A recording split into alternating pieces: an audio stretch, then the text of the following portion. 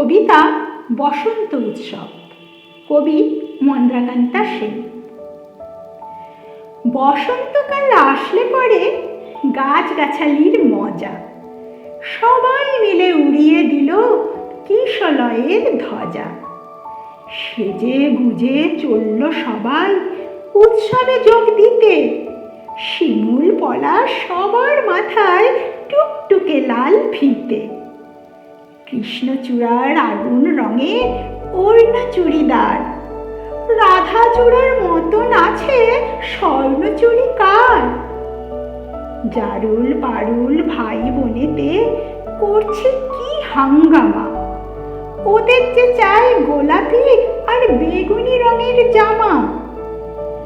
আলোকসজ্জা নইলে কি আর এমনি শোভা খোলে, আমল তাসের ডালে সোনার ঝাড় লণ্ঠন দোলে। মুখ লুকিয়ে শুকিয়েছিল মাদার গাছের ডাল, দক্ষিণ হাওয়ার খবর পেয়ে সাজলো লালে লাল।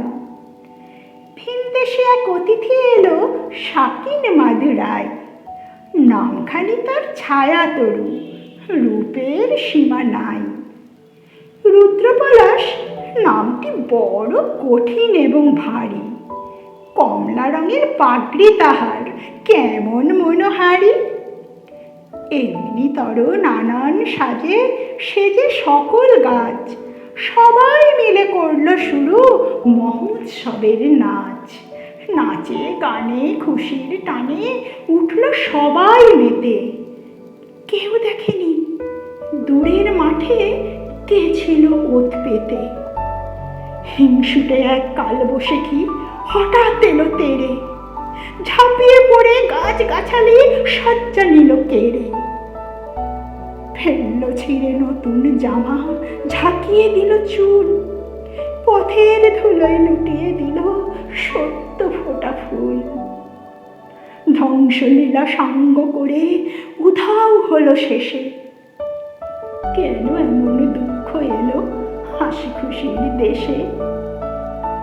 আসলে কি এমনি করেই জীবন ধারা বয়, সুখের ভীষণ কাছেই থাকে দুঃখ পাবার ভয়। ফুল ফোটানোর মাসেই আসে কালবৈশাখীর হানা, বিপদ কোথায় লুকিয়ে থাকে যায় না তাকে জানা। তাই বলে কি শিমুল পলাশ ফুটবে না আর কাল, রাত পোহালেই উঠবে ভোরে কৃষ্ণচূড়ার ডাল।